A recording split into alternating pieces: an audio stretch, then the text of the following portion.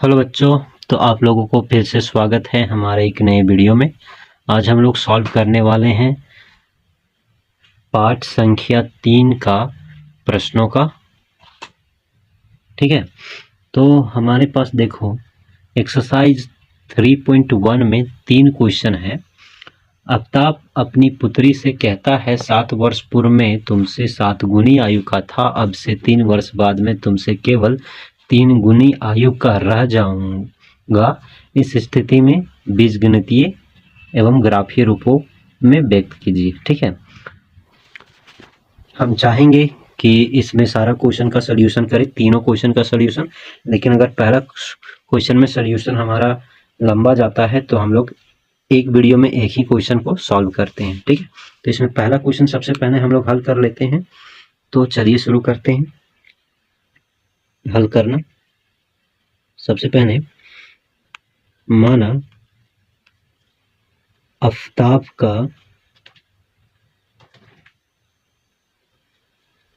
का वर्तमान आयु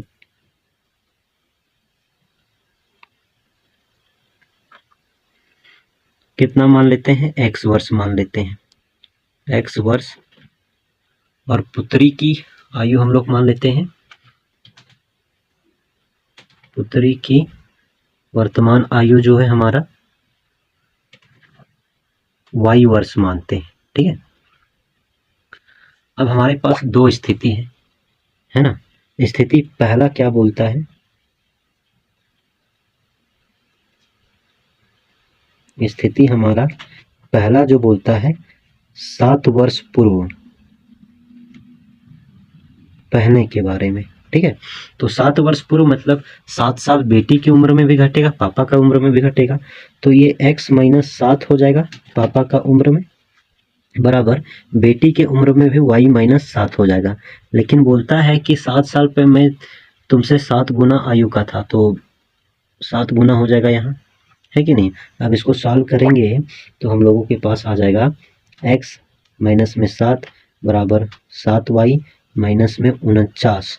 इधर आ जाएगा तो x माइनस में 7y, इधर 49 है, इधर माइनस में, उधर प्लस में 7, ये माइनस में था। तो हमारे पास x माइनस में 7y बराबर माइनस में 42। इक्वेशन इसको हम लोग 1 मान लेते हैं। ठीक है, इसी तरह हमारे पास स्थिति दूसरा है। दूसरा स्थिति क्या, स्थिति हमारे पास दूसरा है 3 वर्ष बाद, 3 वर्ष बाद। तो 3 वर्ष बाद बोला है तो पापा का उम्र में भी 3 साल जुटेगा, बराबर बेटी का उम्र में भी 3 साल जुटेगा। लेकिन 3 वर्ष बाद अपने बेटी का 3 गुना था, रह जाएगा। इसको सॉल्व करेंगे तो x प्लस 3, इधर 3y प्लस में 9, इसको इधर लेकर आएंगे तो x माइनस में 3y, उधर जाएगा तो 9 माइनस 3 हो जाएगा। तो x माइनस 3y बराबर हमारे पास 6। इसको इक्वेशन हम लोग 2 मान लेते हैं। ठीक है, अब हम लोग को बोला है बीज गणितीय रूप में क्या दिखाना है, तो हम लोग कर लेते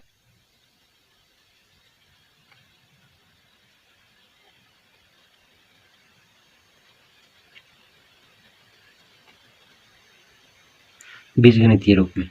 तो बीजगणितीय रूप में यही हुआ, हमारे पास पहला क्या है, x माइनस 7y बराबर माइनस में 42, और हमारा दूसरा है x माइनस में 3y बराबर 6, है ना। ये पहला इक्वेशन माने थे इसको, और ये हम लोग इसको दूसरा माने थे।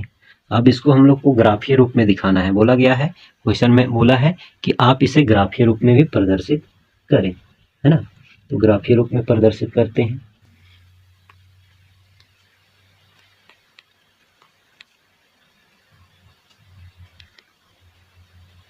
पहला इक्वेशन समीकरण फर्स्ट से लेते हैं, समीकरण फर्स्ट से।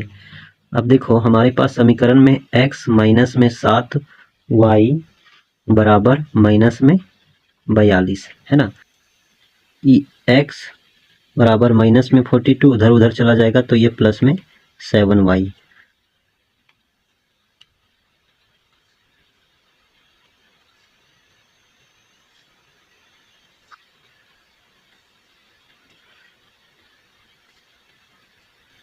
अब यहाँ से हम लोग एक्स का वैल्यू वाई का वैल्यू रखेंगे और एक्स का वैल्यू लाएंगे। अगर हम लोग वाई का वैल्यू हम लोग इसमें 5 रख देते हैं, ठीक है, वाई का वैल्यू 5 रखते हैं, तो ये हमारा 5 7 जा 35। अब 35 घट जाएगा इसमें, तो यहाँ हमारे पास माइनस में 7 बचेंगे। अगर हम लोग y का वैल्यू 6 रखते हैं तो ये हमारा 42, तो हमारा इसका वैल्यू जो आएगा वो हमारा 0 आएगा, है कि नहीं। ये हो गया। अब हमारा जो समीकरण दूसरा है उससे देख लेते हैं। समीकरण सेकेंड से हमारे पास समीकरण सेकेंड है, x माइनस में 3y बराबर में 6 है। x का वैल्यू निकालना है तो 6 + 3y हो जाएगा। अब हम लोग ग्राफ के रूप में व्यक्त करना है तो ये वाला बनाते हैं।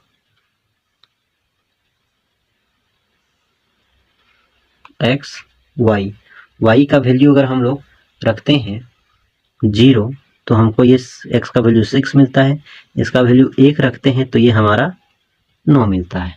तो अब ये जो हम लोग वैल्यू निकाले हैं उसको अब एक ग्राफ में दिखाएंगे।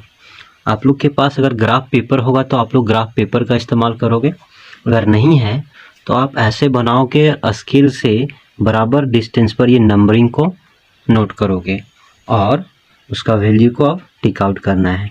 जैसे हमारे पास जो वैल्यू है वो ये है, हमारे पास x का वैल्यू माइनस में 7 और y का वैल्यू 5। यदि x का वैल्यू हमारे पास माइनस में 7 आता है तो y का वैल्यू 5 है, यानी कि ये वैल्यू, ठीक है।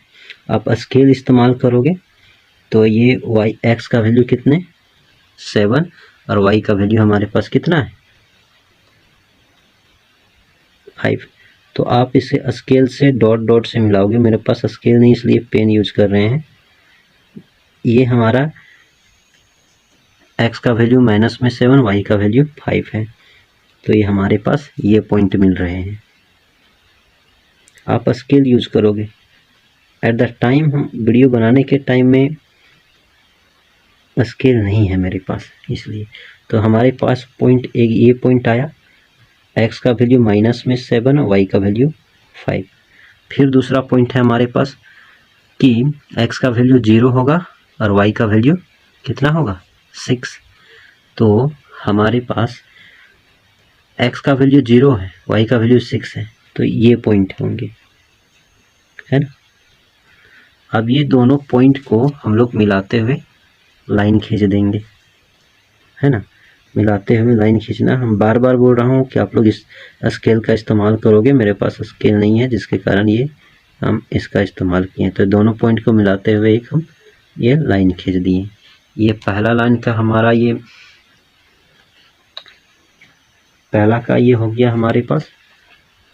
दूसरे पर ये दूसरे के लिए यहाँ देखो आपके पास बोल रहा है कि y का वैल्यू 0, x का वैल्यू 6 होगा, यानी कि पहला पॉइंट तो यहाँ होगा। दूसरा वैल्यू अगर y का वैल्यू 1 तो x का वैल्यू 9, y का वैल्यू 1 तो x का वैल्यू 9, तो ये और ये y का वैल्यू 1 लेना है। तो स्केल इस्तेमाल करोगे, डॉट डॉट से मिलाना है पॉइंट को, y का वैल्यू हमारे पास x का वैल्यू 1, y का वैल्यू 1 तो x का वैल्यू 9। अब ये दोनों पॉइंट को मिलाते हुए हम लोग खींचेंगे। आप स्केल इस्तेमाल करोगे, बार बार बता रहा हूँ, मेरे पास नहीं है जिसके कारण ये थोड़ा सा क्रिएटिविटी दिखा रहे हैं। तो ये हमारा क्या आया। तो यहाँ पे हमारा वीडियो होता है ख़त्म। हम लोग मिलते हैं नेक्स्ट वीडियो में नेक्स्ट क्वेश्चन के सॉल्यूशन के साथ। तब तक आप अपना ख्याल रखिए और चैनल को सब्सक्राइब भी कर दें। Thank you.